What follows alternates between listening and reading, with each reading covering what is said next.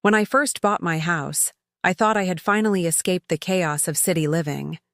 The neighborhood was quiet, the lawns were trimmed with care, and the streets were lined with trees that turned golden in the fall. The real estate agent told me it was one of the most desirable communities in town, managed by a strict but efficient homeowners association. At the time, that didn't bother me. I just wanted peace, a place where my kids could play, and where weekends meant barbecues instead of traffic jams. The backyard was what truly sold me. It was wide, green, and backed up to a beautiful community swimming pool separated by a small white fence. I thought it was perfect, close enough to enjoy the sounds of laughter and splashing water, but private enough to sit on my porch and sip coffee in peace. It felt like the best of both worlds. The day I moved in, neighbors came by with smiles and cookies. They spoke highly of the HOA and how the community amenities made property values rise every year. I signed the HOA papers without a second thought, trusting that everything was as simple as it appeared. But as the weeks passed, I began to notice something odd about the pool area. When I trimmed the edge of my backyard, I realized the fence line seemed a little crooked. The corner post of the community pool's fence actually touched my garden bed. It didn't make sense. According to my property map, my land extended at least 6 more feet beyond that point. I brushed it off at first. Maybe the fence was just built a bit unevenly.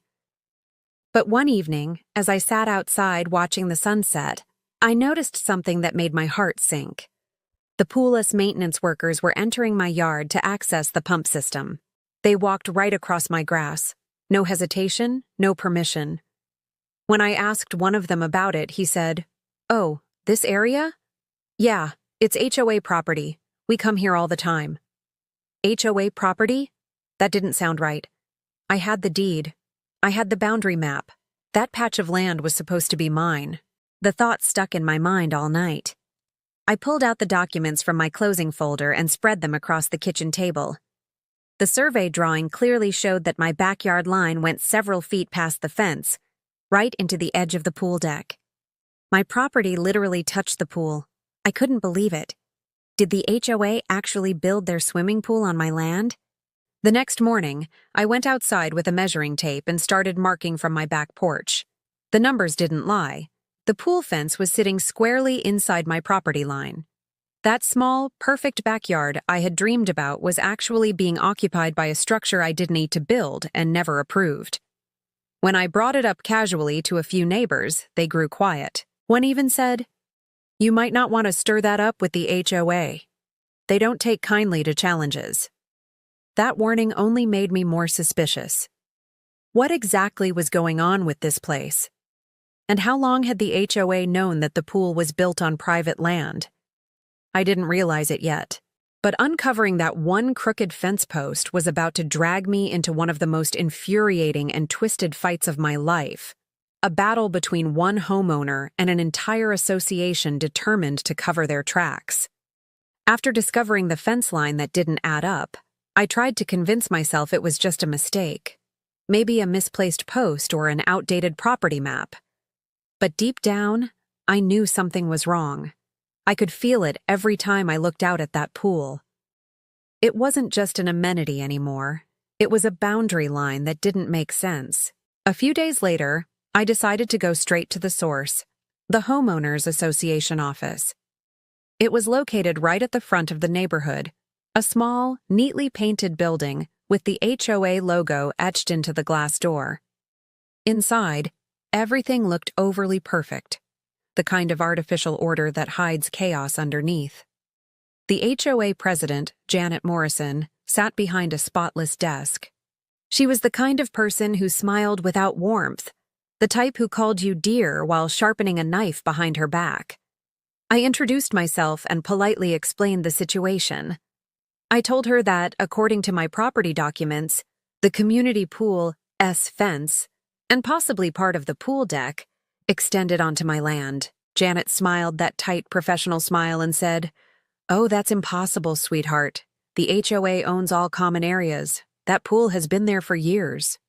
"I understand," I said carefully, "but I have the survey that came with my house purchase. It shows my property line goes about 6 feet past that fence. She blinked slowly, the smile faltering just for a second. Well, she said, surveys can be wrong. Ours shows otherwise. I can have our maintenance team take a look, but I can assure you that pool belongs to the association, not to you. There it was, that dismissive tone that said, "Don't question us." I left the office feeling uneasy. A few hours later, I received an email from the HOA titled Clarification on Common Property Boundaries. It read, "After review, the association confirms that the pool area is common property as per the community layout. Any confusion regarding fencing or measurement is the responsibility of the homeowner, not the HOA. Please refrain from making alterations or inquiries that disrupt the maintenance process." It sounded like a warning disguised as a clarification, but I wasn't about to back down. The next morning, I took detailed photos: the fence, the pool deck, even the pool's filtration system that sat nearly 3 feet inside my lawn. I emailed everything to the HOA with a simple message: "This equipment is on my land. I request documentation proving otherwise." Days passed. No response. Then came something I didn't expect: a notice from the HOA accusing me of tampering with community property. They claimed I had altered the area behind my home and was interfering with maintenance operations. They fined me $200. That was the moment it hit me. They weren't going to admit anything. They were going to intimidate me into silence. But they underestimated how stubborn I could be. I called the county office to request official property maps. The clerk there, an older man named Bill, looked through the records and said something that made my heart skip. "That's strange," he murmured. "Looks like the pool was added later, about 8 years ago, but the permits Donna T line up with the current plat. There's a slight boundary overlap into private land." I asked him to clarify, and he leaned closer. "Whoever built that pool didn't do it according to the approved plans." I hung up the phone and just sat in silence for a while. So I wasn't imagining it. The HOA really had built part of their community pool on my private property, and they'd been covering it up ever since. That night, I walked to the edge of my yard with a flashlight. The air was quiet, the water in the pool glimmering under the moonlight. It looked so peaceful, so innocent. Yet I knew now that every ripple in that water was a reminder of how carelessly the HOA had violated my property rights. And worse, they thought they could bully me into ignoring it. But they didn't realize they'd picked the wrong homeowner. This was no longer about a few feet of land. This was about principle, about standing up to a system that thought it could do whatever it wanted, just because it had a logo and a board of directors. I didn't know it yet, but my next move, demanding official documents from the HOA, would trigger a chain reaction that would expose secrets they'd been hiding for years. The pool wasn't mine, but the land beneath it was. And that was going to change everything. The morning after I discovered the county's mismatched pool permits, I woke up with a new sense of purpose and anger. The HOA could deny it all they wanted, but now I had something stronger than their arrogance: proof that something didn't add up. I started with the obvious: paperwork.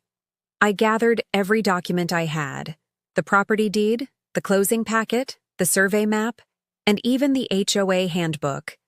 I spread them across my kitchen table like evidence in a courtroom. My deed clearly marked the lot boundaries. The HOA handbook, however, mentioned the pool as community property built in accordance with the approved neighborhood layout. But nowhere did it show where that layout came from, or who approved it. Something smelled off. So I emailed Janet, the HOA president, again, this time more directly. "I've confirmed through county records that the pool S location does not align with the approved site plans. Please provide me with copies of the HOA AS construction permits and property maps for the pool area. This is a formal request." Her reply came 3 hours later, short and icy. "Those records are private HOA documents and not subject to homeowner review. I suggest you focus on maintaining your property and avoid causing unnecessary disruption. That was all the confirmation I needed. They were hiding something. If the HOA had nothing to hide, they'd have simply shown me the paperwork. But instead, they shut the door in my face. I went back to the county office that same afternoon. The clerk, Bill, was kind enough to dig deeper into archived files. After nearly an hour, he returned with a dusty brown folder marked Community Recreation Permits, 2016. He placed it on the counter and said quietly, "You didn't hear this from me."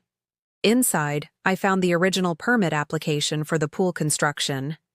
The HOA's submission was signed by a contractor named Bradley Construction Services, but what caught my eye was the attached map.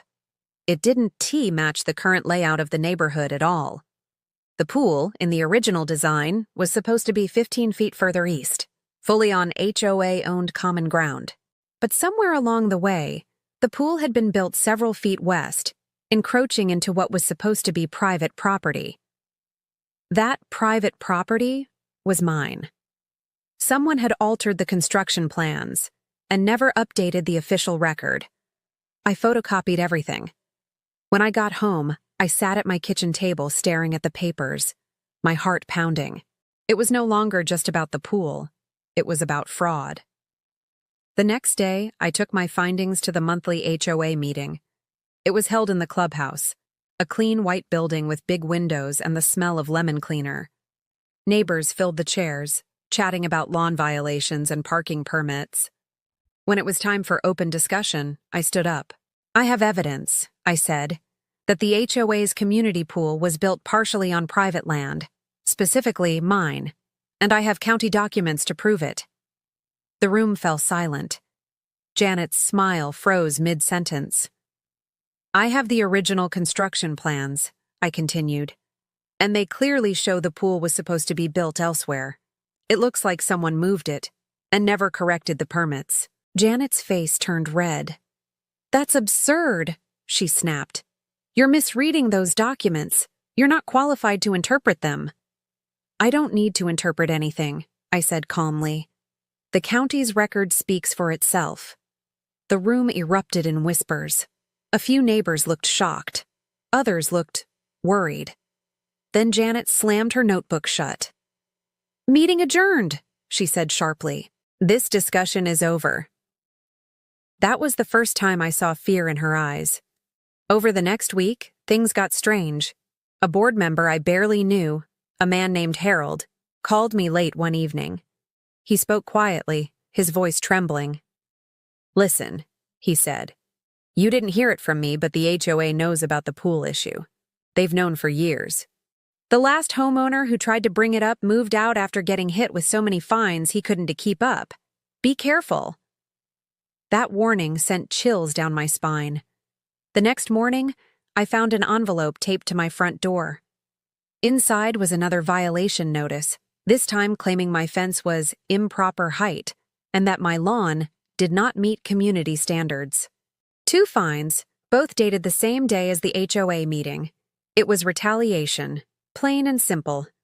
I stood there on my porch, holding that letter, looking out at the pool glistening beyond the fence line, the same fence they built over my property. They thought they could silence me with fines and threats. They thought I'd fold like everyone else had before me. But I wasn't going anywhere. I decided right then that I'd take this fight as far as it needed to go, even to court if that's what it took. Because what the HOA had done wasn't just a mistake.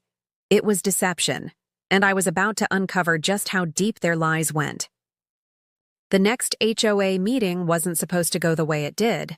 I walked in hoping for dialogue, maybe even reason. But what I got was a wall of hostility, and the moment that turned my quiet suburban life into an all-out war. It was a humid Thursday evening. The clubhouse lights were harsh, the air thick with fake politeness and whispered gossip. I could feel the tension the moment I entered, neighbors turning their heads, murmuring under their breath. Some smiled awkwardly, others looked away completely. News had spread fast about my accusations. At the front of the room sat the HOA board, 5 people behind a long folding table, And right in the middle, wearing her trademark pearl necklace and icy smile, sat Janet Morrison, the HOA president. She was flanked by the vice president, Gary, who always looked like he was waiting for permission to speak, and Deborah, the treasurer, who clutched her notebook like a shield. As soon as I took a seat, Janet cleared her throat and called the meeting to order. The first 20 minutes were routine: lawn violations, mailbox paint colors, and a lengthy debate about trash can storage. But I could feel everyone waiting for my issue, the elephant in the room. Finally, Janet looked directly at me. "Mr. Miller," she said, her voice dripping with sarcasm, "you've requested to speak again about property boundaries." The way she said it made it sound like I was complaining about a missing flower pot. I stood, holding a folder of papers. "Yes," I said evenly, "and I'm here because your board has ignored every request I've made for transparency. The pool behind my home, and its equipment, sit on my property. The county confirmed that your construction doesn't match the approved permits." Gasps echoed through the room. A few people turned toward Janet, waiting for her response. Janet's smile didn't waver. "Mr. Miller, we've already explained this. The HOA owns and maintains that property as a community feature. You must be mistaken." I opened the folder and pulled out the photocopies of the county permits, slapping them gently on the table. "Mistaken? These are county records. Your approved plans place the pool 15 feet east of its current location. Someone on this board authorized construction outside the boundary line, and no one reported it." Janet's smile faltered. The room buzzed with whispers again. "Where did you get those?" she asked sharply. "From the county office," I replied. "Public records.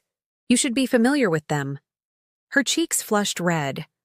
"You had no right to access HOA documentation. That's private property." "It's not," I said calmly. "These are public permits, and they prove the HOA violated not only my property rights, but county building regulations."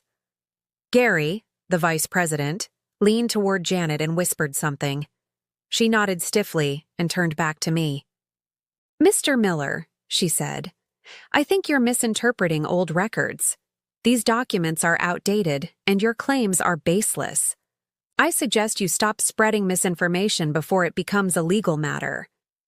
That word, legal, hit me like a spark.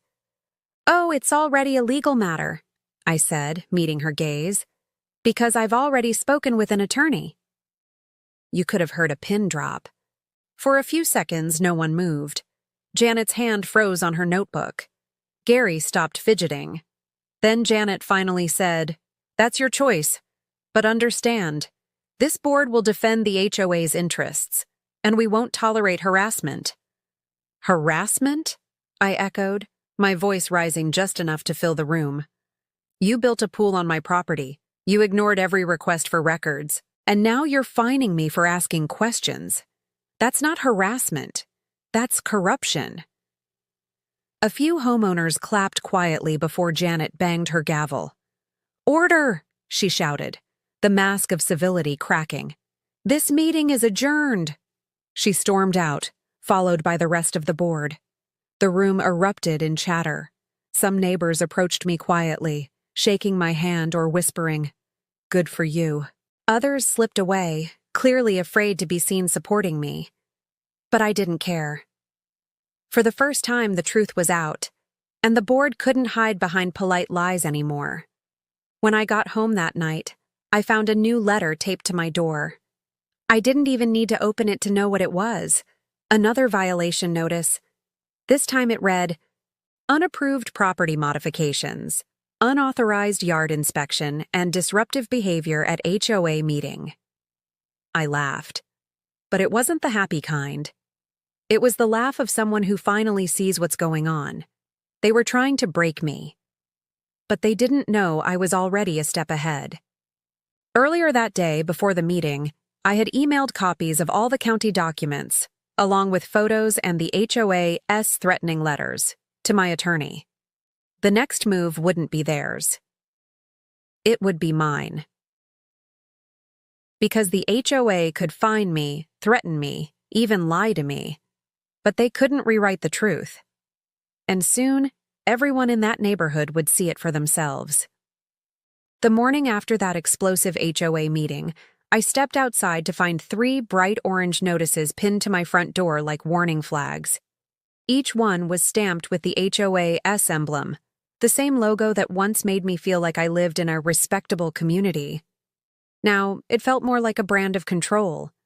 The first notice read, "Violation, unapproved fence repair." The second, "Violation, lawn maintenance failure." And the third, the most absurd one yet, said, "Violation, improper trash bin placement." 3 fines, 3 separate accusations, all dated the same day as the meeting. I stared at those papers, the words swimming before my eyes. My fence hadn't been repaired, my lawn was freshly mowed, and my trash bin?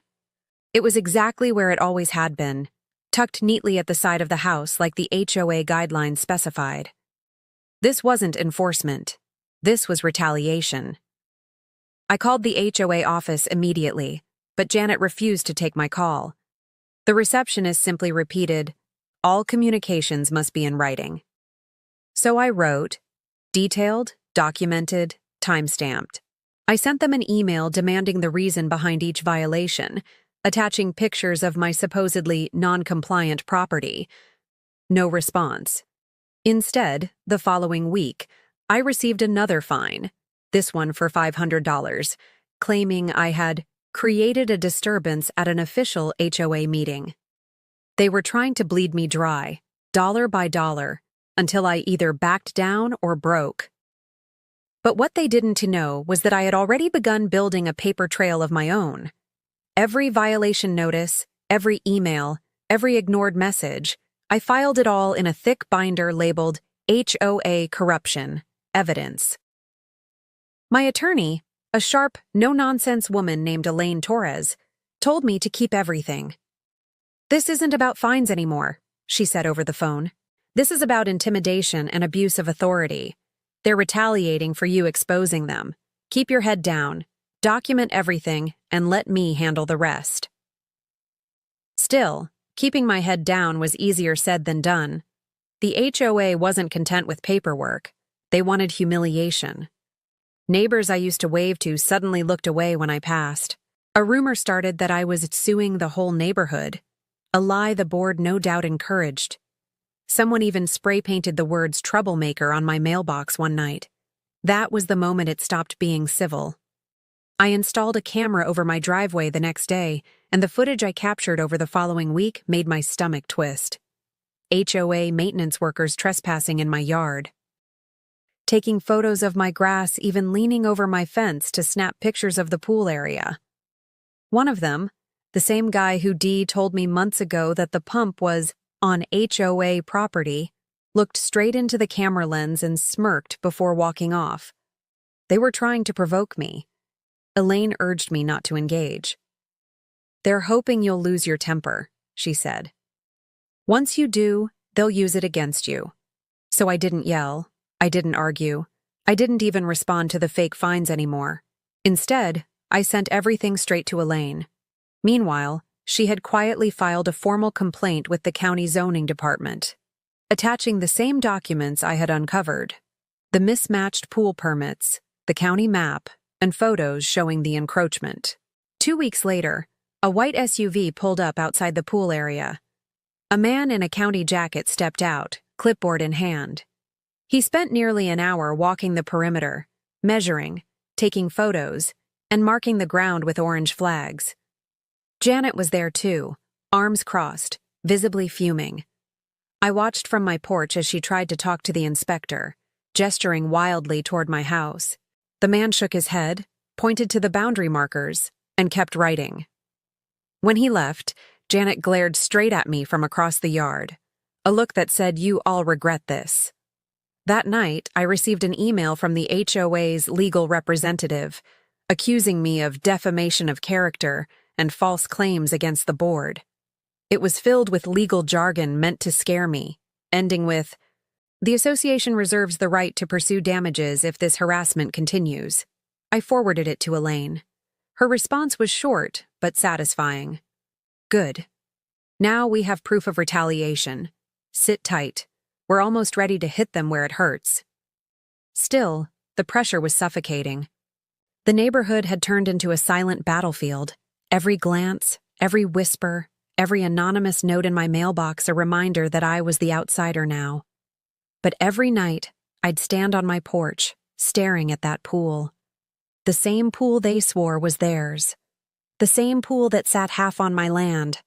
And I'd remind myself, this fight wasn't just about water and concrete. It was about principle, about not letting power-hungry people steal what's yours and call it community. And as much as they wanted me gone, I wasn't leaving. Not until every lie they'd built that pool on came crashing down with it. By the time the county inspector showed up, everyone in the neighborhood knew something was going on.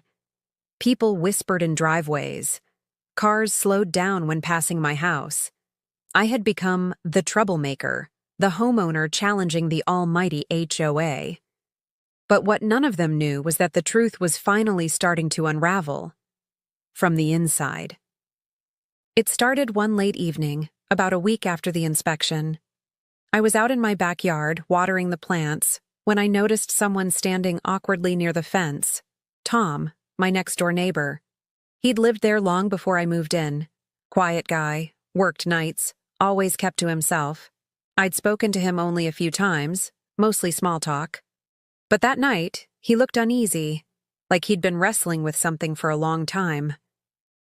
"Hey," I said cautiously, lowering the hose. "Everything okay?"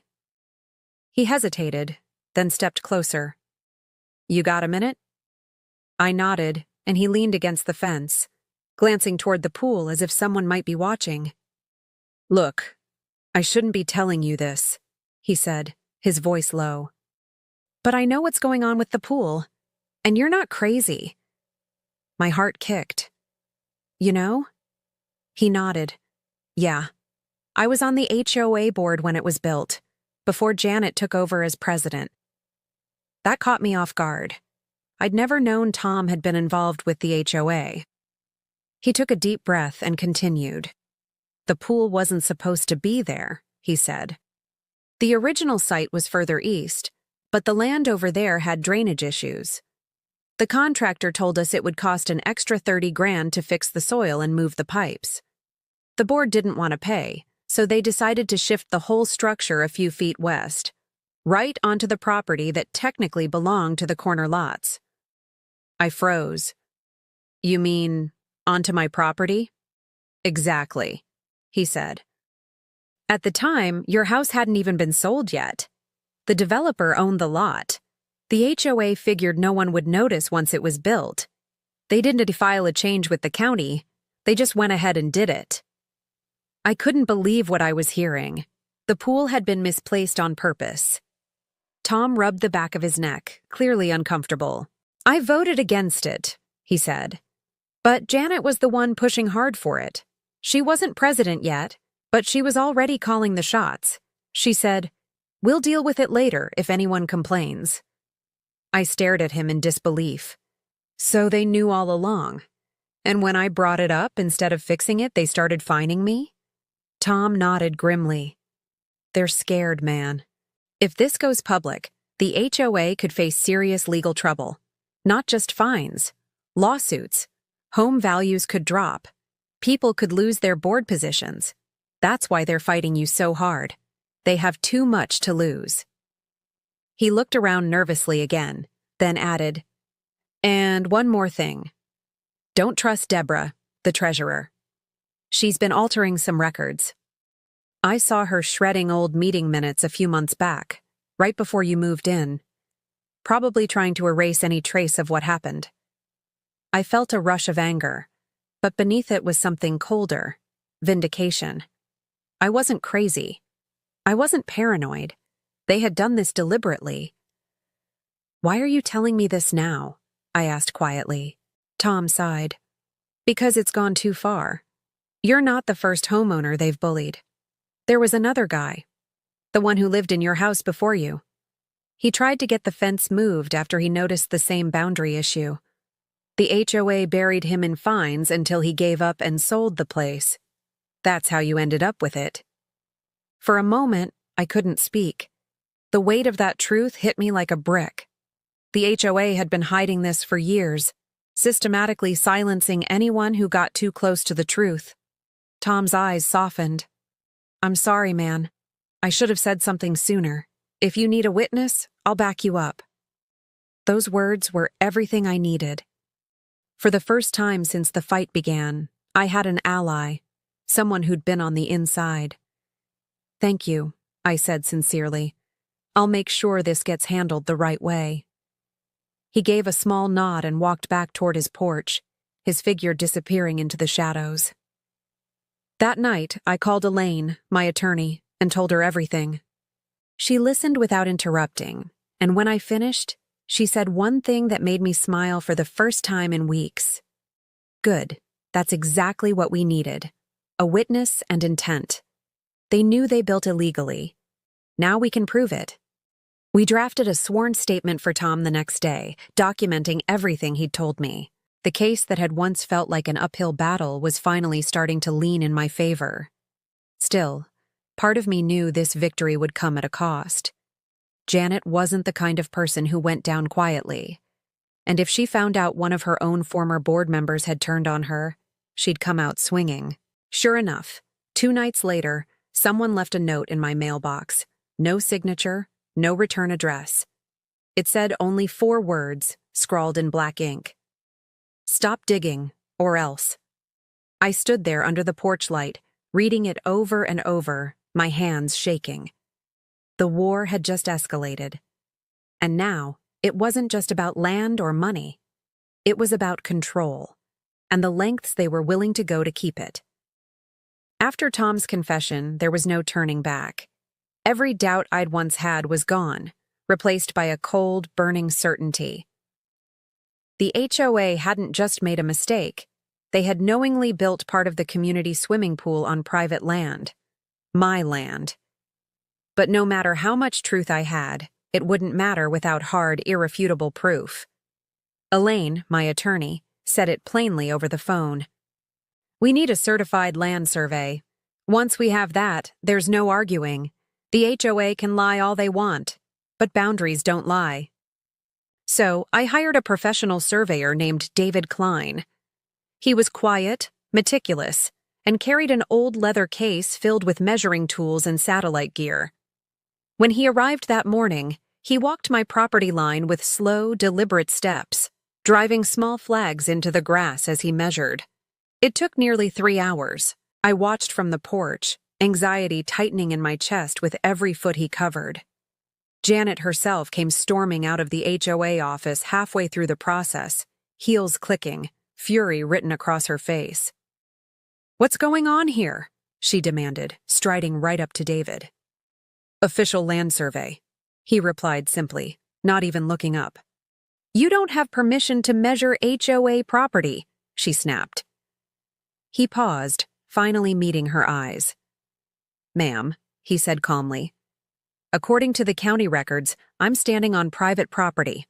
The homeowner here hired me, and I have full authorization to proceed." Her face flushed crimson. She looked like she wanted to scream, but realized any scene she made would only make her look worse. So she spun on her heel and stalked off without another word. When the survey was done, David came up the porch steps holding his tablet. "You were right," he said.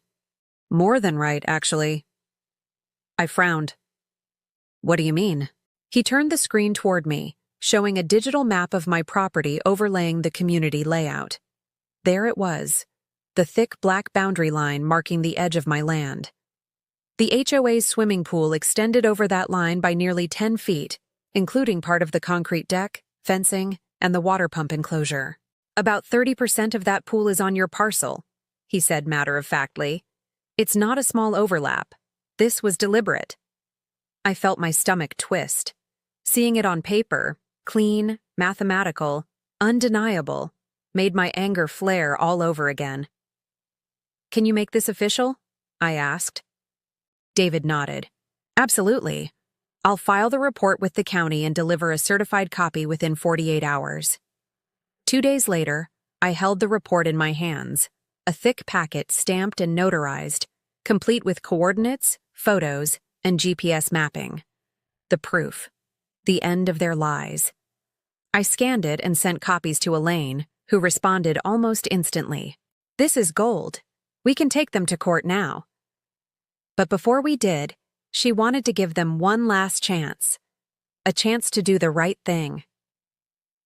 We sent a formal demand letter to the HOA board, outlining the results of the survey and requesting immediate resolution. They had 2 options. Purchase the portion of my land that the pool occupied at fair market value plus damages. Remove the pool and all equipment from my property entirely within 60 days. We sent it by certified mail, email, and even hand-delivered a copy to Janet's office. For 3 days, there was silence. Then, on the 4th day, I received a response. A single-page letter from the HOA's attorney. "The association disputes the validity of your claim and considers this matter closed. Any further interference with community property will be considered trespassing." They were doubling down. Even in the face of hard evidence, they refused to admit the truth. Elaine was furious. "They've backed themselves into a corner," she said, "and when people like that get desperate, they make mistakes. Let's push." So we filed an official lawsuit, Miller v. Whispering Oaks Homeowners Association. The news spread like wildfire. Suddenly, the same neighbors who'd once ignored me were stopping by to ask questions, whispering about Janet's leadership, wondering if the board had lied to them too. One night, Tom came over with a somber expression. "You've got them scared," he said. "They had an emergency board meeting last night. I heard Janet screaming about losing the pool and ruining the neighborhood. She knows it's over." But the pressure was getting heavier. My mailbox started filling with anonymous letters, some siding with me, others calling me a home wrecker. Someone even dumped a bag of dead leaves and trash on my lawn with a note that said, "You're destroying our community." It didn't matter. The truth was already on record. The survey was official. The lawsuit was filed. The county had confirmed the encroachment. For the first time since this nightmare began, I could breathe. Standing on my porch, I looked out at that shimmering blue pool, the one that had cost me months of stress, hundreds in fines, and sleepless nights. But now, it looked different. It wasn't theirs anymore. Not really, because now I had something stronger than their threats. I had proof, and the walls of their corruption were finally starting to crack. The courtroom smelled faintly of wood polish and tension. Rows of pew-like benches lined the space, filled with curious neighbors and board members trying to keep their composure. I sat beside Elaine, my attorney, clutching the thick binder of documents that had taken me months of fighting to assemble. Survey reports, photos, emails, permits, and that damning confession from the former contractor. Across the aisle sat Janet, the HOA president, dressed in an immaculate gray suit. Her expression was as cold as ever, but I could see the panic flickering behind her eyes. Beside her was the HOA's attorney, flipping through his notes with a mechanical calm that screamed overconfidence.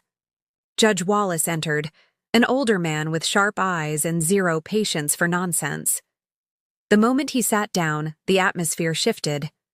Everyone knew this wasn't going to be a simple neighborhood squabble anymore.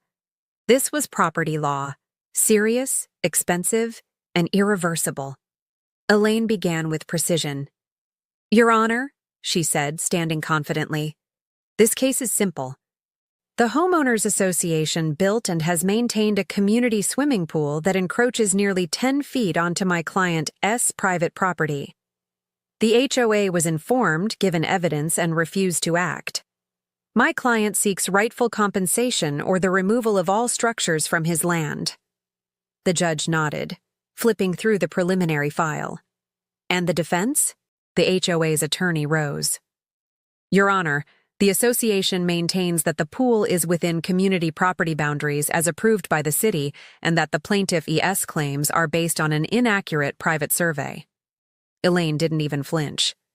"We anticipated that," she said, "which is why we have not one but two certified land surveys, both from independent state-licensed professionals." When she placed those survey packets on the judge's desk, the courtroom grew quiet. The air felt heavy. The judge adjusted his glasses and examined the documents. 10-foot encroachment. That's not minor," he said flatly. He looked toward the HOA's attorney. "Did your association ever verify property boundaries before building the pool?" The lawyer hesitated. "I'm not certain, Your Honor. The pool was built prior to my firm's involvement." "Then who approved it?" the judge pressed. Elaine clicked her remote, and a photo of the original blueprints appeared on the courtroom screen. According to public records, the approval was signed by the HOA president, Janet Morrison, and the construction permit lists no official city inspection report for the final boundary check. A wave of murmurs spread through the room. Janet's face turned red. "That's not true," she blurted out. "We followed the same process every other board did." The judge looked unimpressed. "Ms. Morrison, please don't interrupt. You'll have your turn," Elaine continued.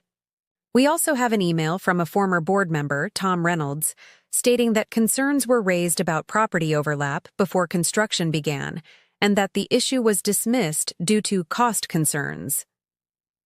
That broke the room open. Even a few board members sitting behind Janet began whispering furiously.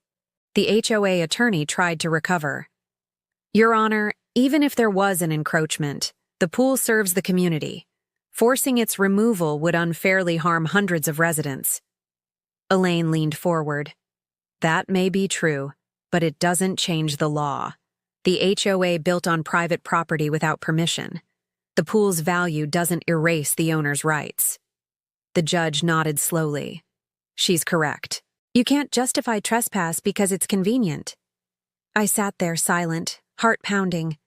For the first time, I felt the tide turning. When it was my turn to speak, I stood and faced the judge directly. "Your Honor," I said, "I didn't want this. I didn't want to sue anyone. I just wanted my land respected. But instead of fixing their mistake, the HOA fined me, threatened me, and called me a liar. This pool might be for the community, but it was built partly on my backyard, without my permission." The judge regarded me for a long moment. "That's noted," he said softly. After closing statements, Judge Wallace leaned back in his chair, scanning the evidence one last time.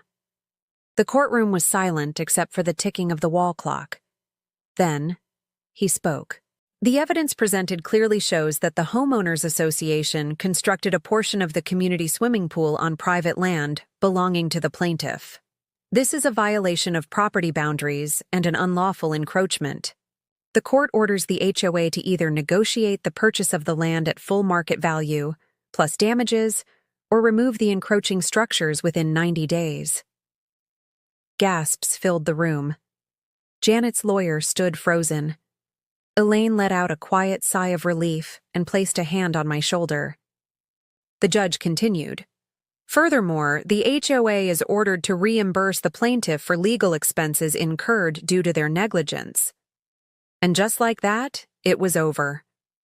Janet sat there, motionless, eyes wide. I almost felt sorry for her. Almost. But then I remembered the fines, the threats, the arrogance. As we left the courtroom, reporters and residents gathered in the hallway whispering, some congratulating me, others glaring like I'd burned down their playground. But I didn't care. For the first time in months, I felt peace. Elaine smiled. "You did it," she said. "They'll have to pay up or tear it down." I looked out the courthouse window toward the neighborhood I once loved, and now barely recognized. "Either way," I said quietly, "that pool's coming off my land." Winning in court should have been the end of it, but if I'd learned anything from months of dealing with the Whispering Oaks HOA, it was this. People like Janet Morrison never surrender quietly. The ruling was clear. They had 90 days to either buy the land at market value or remove everything, the pool deck, the pumps, the fence, all of it. The community board called an emergency meeting 2 days later, supposedly to discuss next steps. I wasn't invited, but I didn't need to be. Word spread fast in a neighborhood like ours. That evening, my neighbor Tom came over again, eyes uneasy. "You're not going to believe this," he said, glancing around as if someone might be listening. "Janet's furious. She told the board she's not paying you a single cent. She said you embarrassed her in front of everyone, and now she is going to make your life miserable." I wanted to think he was exaggerating, but he wasn't. The next morning, I found a bright orange violation notice taped to my door. It accused me of unauthorized landscaping, improper waste disposal, and failure to maintain curb appeal. The fines totaled $350 for crimes I didn't commit. Then came another, and another. Within a week, I had 5 separate citations. Elaine called it exactly what it was: retaliation, illegal, but predictable. Still, it wore on me. Every envelope in my mailbox felt like a new attack. One night, as I was taking out the trash, I noticed something strange. The pool lights behind my fence flickered on and off, even though the HOA had shut them down weeks ago after the court order. Then, a shadow moved near the poolside, and I heard muffled voices. I grabbed my flashlight and walked closer. Through the gaps in the fence, I saw Janet and 2 other board members pacing beside the pool with clipboards, whispering. "We can't afford demolition," one of them said. "If we admit fault again, the insurance won't cover it," Janet hissed. "Then we'll make him sell the house. He'll get tired of fighting eventually." My stomach turned cold. They weren't planning to follow the ruling. They were planning to force me out. The next day, a letter appeared in my mailbox that made it official. Notice of Mandatory Property Compliance Review. Due to repeated violations and failure to uphold community standards, the HOA will be conducting a full inspection of your home exterior within 7 days. Non-compliance may result in suspension of privileges and additional fines. It was absurd, but dangerous, because if they could find enough reasons, even made-up ones, they could put a lien on my property. I wasn't about to let that happen. So I did something they didn't expect. I installed security cameras around my home, not just to watch the pool, but every inch of my yard. And that's when I caught them. 2 nights later, motion alerts pinged my phone at 2:14 a.m. The footage showed a man in dark clothes, one of the HOA's maintenance staff, slipping through the gate near my backyard and deliberately scattering trash bags near my driveway, trying to stage violations. I sent the footage to Elaine immediately. Within hours, she forwarded it to the judge who had handled our case. By noon, she filed a motion for contempt of court, stating that the HOA was actively harassing me and defying the ruling. When the HOA received that notice, the retaliation suddenly stopped. No more fake fines. No more late-night inspections. Even the lights at the pool stayed off. But the damage was done, not to me, but to them. Residents began demanding answers. They wanted to know why the HOA was wasting their dues fighting a losing battle. Rumors of Janet's behavior spread like wildfire. Someone leaked the court documents, and by the end of the month, half the neighborhood knew the truth: that the pool everyone loved had been built illegally. At the next HOA meeting, dozens of homeowners showed up, more than I'd ever seen before. Voices clashed, fingers pointed, and by the time it ended, 3 board members resigned on the spot. Janet tried to maintain control, but her voice was drowned out by boos and demands for a recall election. Within 2 weeks, she was voted out. The new interim board sent me a letter, and for the first time, it didn't feel like a threat. It began with a simple line. "On behalf of the Whispering Oaks community, we sincerely apologize." They offered to buy the strip of land at double the market value, and they agreed to cover all legal costs and damages. For the first time in months, I didn't feel angry or anxious. I just felt done. That night, I walked to the edge of my property and looked out at the pool. Quiet, still, empty. The water reflected the pale light of the moon. And for once, I didn't see a symbol of conflict. I saw a lesson. A reminder that standing your ground isn't always about pride. Sometimes it is about justice, about not letting those in power rewrite the truth just because it is inconvenient. But even then, part of me wondered, was it truly over? Because in places like Whispering Oaks, power never disappears. It just hides, waiting for the next chance to surface. It had been almost a full year since this all began.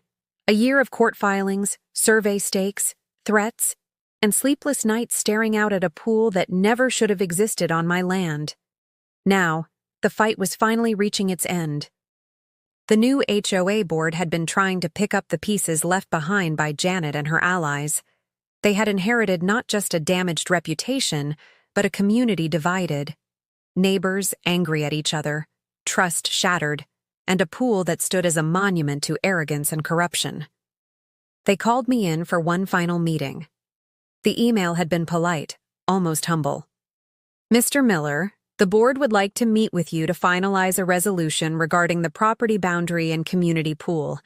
We believe it's time to bring closure and move forward together." I walked into the same HOA office that once made my skin crawl. But this time, it was different. The photos of Janet on the wall were gone, replaced with community notices and smiling faces from local events. The atmosphere was cautious, but calm. The new president, a soft-spoken man named Robert Lane, greeted me with a handshake. "Mr. Miller," he said, "I want to start by saying I'm sorry for everything that's happened. The HOA failed you, and we're here to fix it." Elaine was beside me, quiet but alert. We'd been through too much to let our guard down. Robert continued, "After reviewing all the records, the board voted unanimously. We can't afford to demolish the pool, but we also can't ignore the court order. So we're offering a full purchase of the land beneath the encroachment, at double market value, plus a settlement for damages and stress caused." He slid a folder across the table. Inside was the final offer, stamped and notarized. Elaine flipped through the pages, her expression steady but approving. "This is fair," she said. "Very fair." For the first time, the HOA wasn't trying to fight me. They were admitting publicly and legally that I was right. Still, I hesitated. My eyes drifted to the photo of the pool on the document. Calm, blue, beautiful. And for a brief second, I remembered what it had once symbolized. Unity, community, summer laughter. Before it became a weapon. Robert noticed my silence. "If you'd rather have it removed, we can do that," he added. "It'll cost us more, but we'll follow through." I looked at him and shook my head. "No, let it stay, but not as theirs. Not anymore." He raised an eyebrow. "What do you mean?" "I mean, I'll sell them the land, but I want a plaque placed by that pool. One that tells the truth. That this was built on private land without permission, and that it took a year of fighting for it to be made right. Let people remember what happens when power goes unchecked." Robert stared at me for a long moment, then nodded. "You have my word." We signed the papers that afternoon. The settlement hit my account within a week. And a month later, I watched as workers installed a small, polished bronze plaque near the pool gate. It read, "This land was once the center of conflict in Whispering Oaks. Let it now serve as a reminder that fairness, honesty, and respect build stronger communities than control ever can." The day it went up, people stopped by quietly to read it. Some nodded in understanding. Others looked away in shame. But no one argued anymore. The HOA had learned its lesson the hard way, and so had I. Standing on my porch that evening, I looked out at the pool, still shimmering under the lights, but now peaceful, almost serene. It no longer felt like an invasion. It felt like justice. Tom walked over with 2 beers and handed me one. "So," he said, "guess it's finally over, huh?" I smiled faintly. "Yeah, finally." He grinned. "Funny though, you didn't just win, you changed this whole place." Maybe he was right. Maybe, for the first time in a long while, Whispering Oaks had become a real community, not one run by power and fear, but one that understood what accountability meant. As the night deepened and the pool lights reflected softly on the water, I realized something else. The fight hadn't just been about land. It had been about principle, about standing up, even when you're standing alone. And in that moment, under the quiet hum of the night and the soft shimmer of water on my land,